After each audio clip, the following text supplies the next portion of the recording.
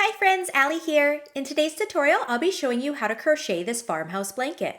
This blanket uses a 1-row repeat of the even moss stitch, which is a super easy but beautiful crochet stitch. It's just alternating between a slip stitch and a half double crochet stitch, but it creates this gorgeous rigid texture. To add some excitement, I'll be following a stripe pattern that uses large and small stripes using 4 different yarn colors. You can follow this same stripe pattern or create your own. I've also added a crab stitch border, which is a really fun border stitch that has a twisted look and will give our blanket a super nice edge and finish.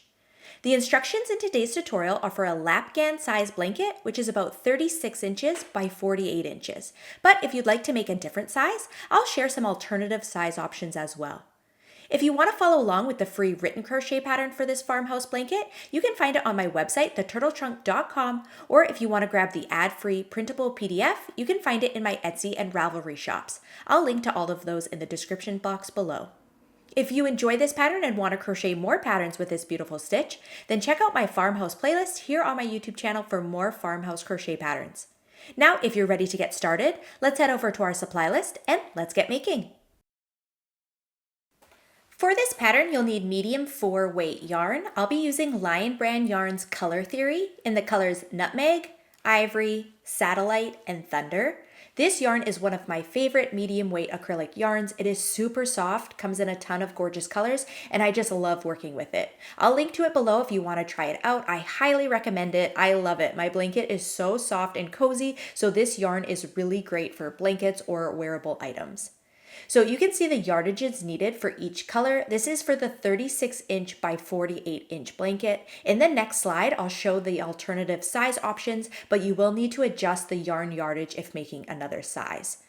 Other supplies needed are a 6mm or J crochet hook, a yarn needle, and scissors.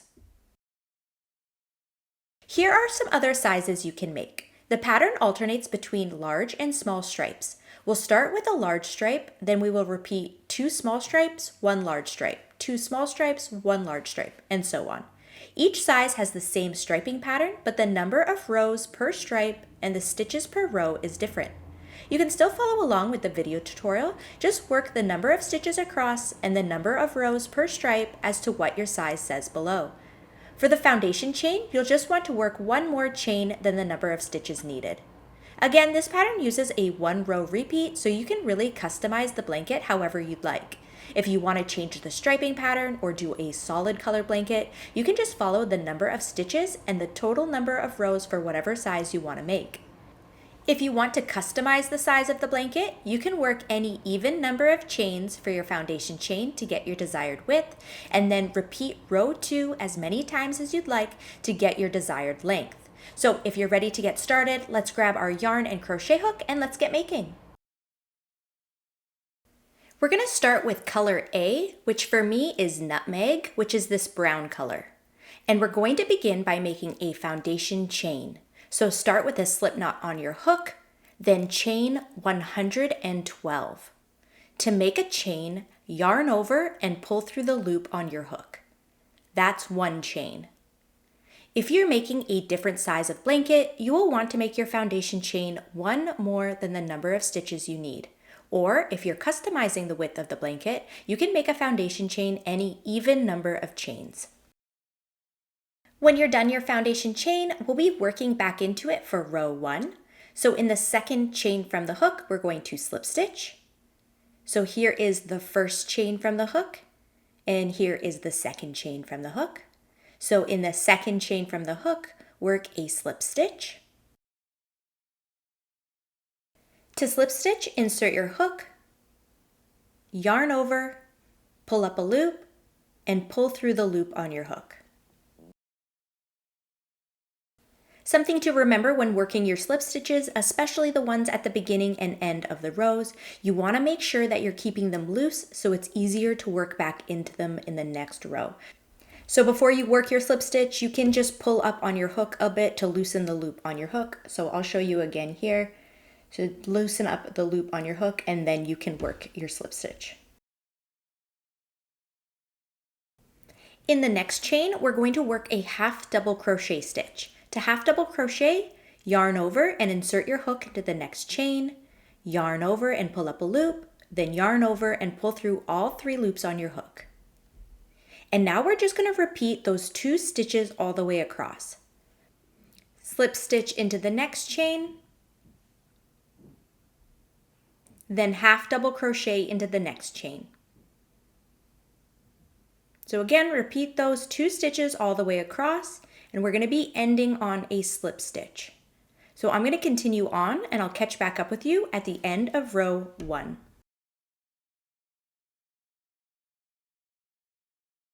I'm just coming up to the end of row 1, so our last stitch is going to be a slip stitch. So there we have our foundation chain. Now we're going to chain 1 and turn.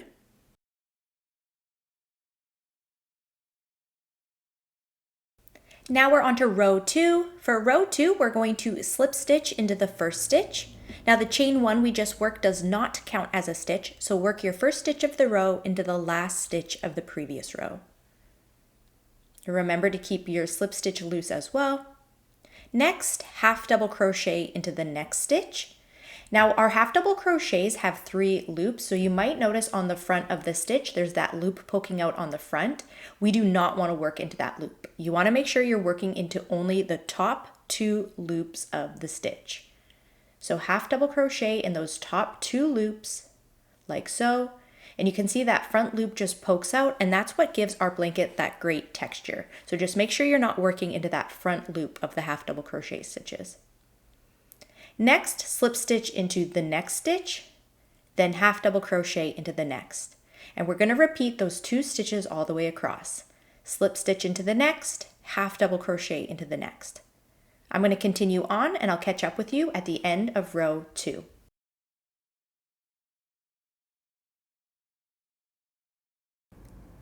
I'm just coming up to the end of row 2. The last stitch will be a slip stitch.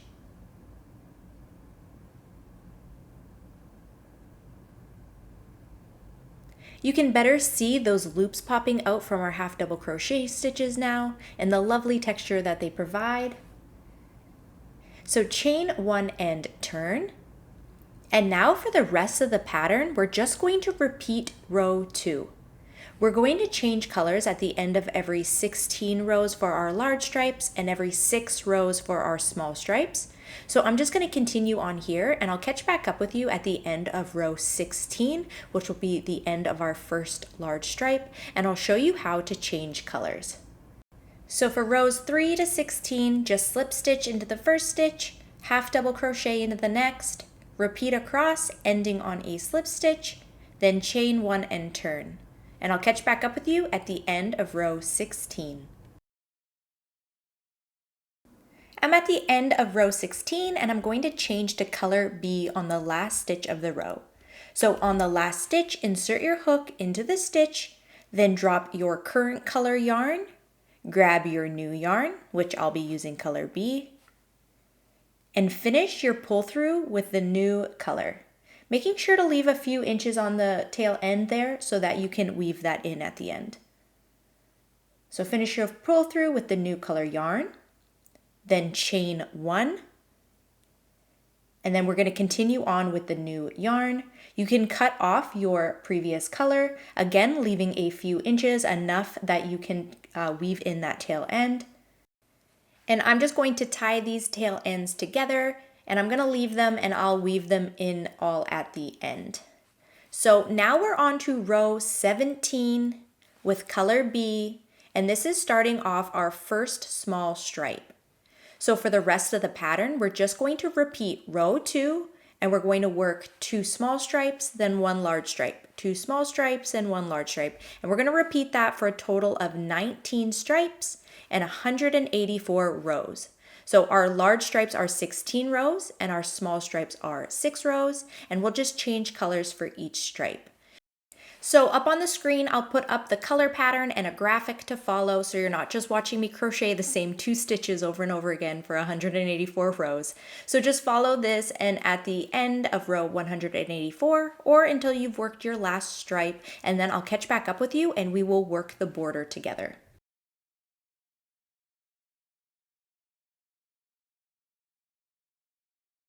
So I'm just coming up to the end of my last row of my last stripe, so I'm going to change to color B, which will be my border color. If you don't want to add a border, that's fine. I think this blanket looks great without one. So if you're not adding a border, you can just finish the last slip stitch as normal, then tie off your yarn and weave in your ends. Or if you want to add a border, you can change to your border color now.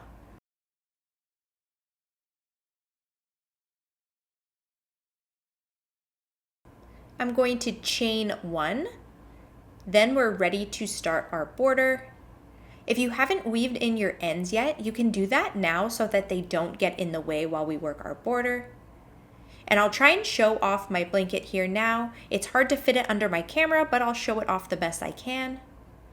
So you can see all of my stripes. Sorry, I don't have a ton of room on my desk space, so it's kind of hard to show it. But there you can see it. And then if you notice the edge without the border, it looks quite nice, so I think it's fine to leave it without a border if you prefer. But let me show you how to add the border and you can decide if you want to add it or not.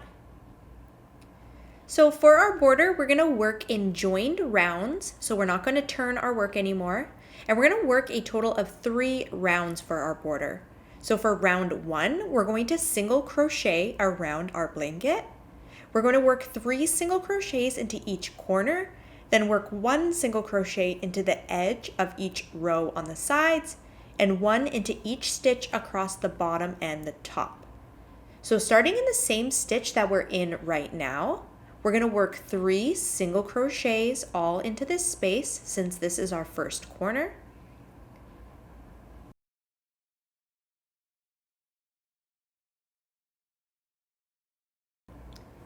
Then we're going to work 1 single crochet into the edge of each row down the left side of our blanket. If you're not quite sure where each row is, you can count between these ribbings or where the loops poke out from our half double crochet stitches. There are 2 rows between these loops, so I like to just make sure I work 2 single crochets between each of these loops. I also like to make sure that I'm working around 2 loops on the edge and not just a single strand, because if you work around a single strand of yarn, it pulls it out quite a bit and just doesn't look as nice. So try working around 2 strands on the edge, just like so.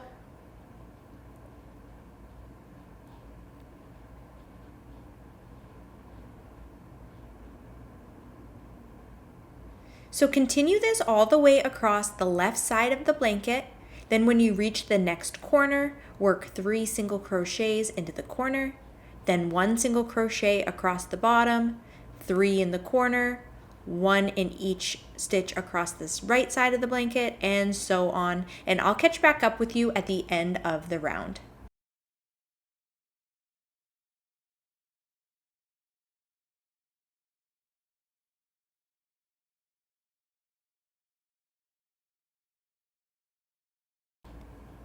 At the end of the round, join with a slip stitch to the top of the first single crochet that we worked.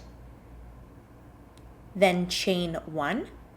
For round 2, we're going to work 1 half double crochet into each stitch around and work 3 half double crochets into each corner stitch. So our first stitch will be 1 half double crochet into the first stitch. Then we're at our first corner. So this is the middle stitch from the 3 single crochets we worked in the corner from the previous round. So we'll work 3 half double crochets all into this stitch.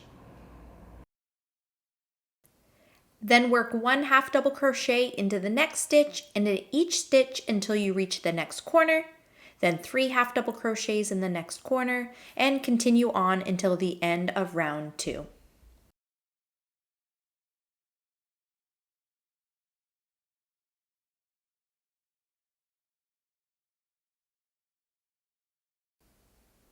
At the end of round 2, join with a slip stitch to the top of the first half double crochet of the round.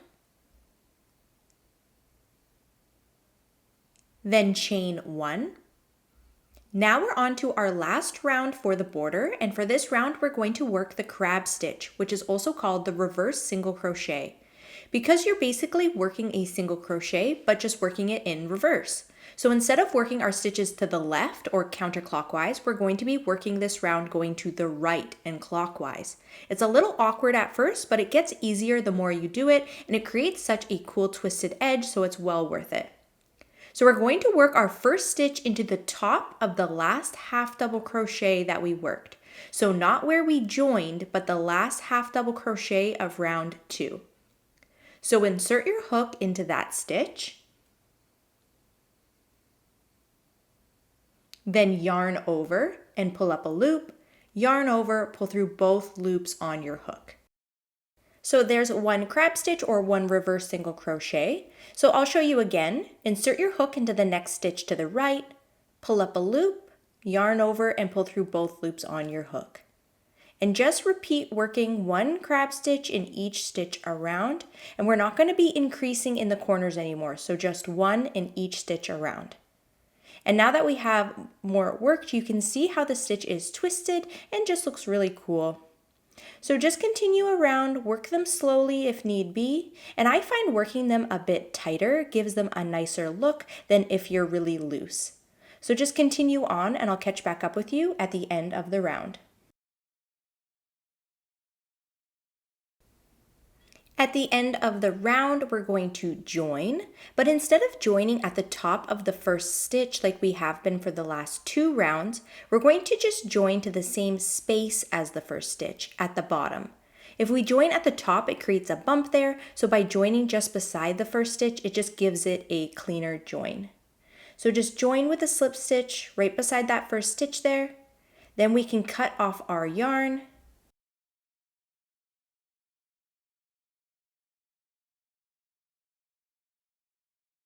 And then you can weave in any ends that you have left over now. And there we have our farmhouse blanket. Thank you so much for watching. I really hope you enjoyed this tutorial. Don't forget you can find this pattern and more free crochet patterns on my website, theturtletrunk.com.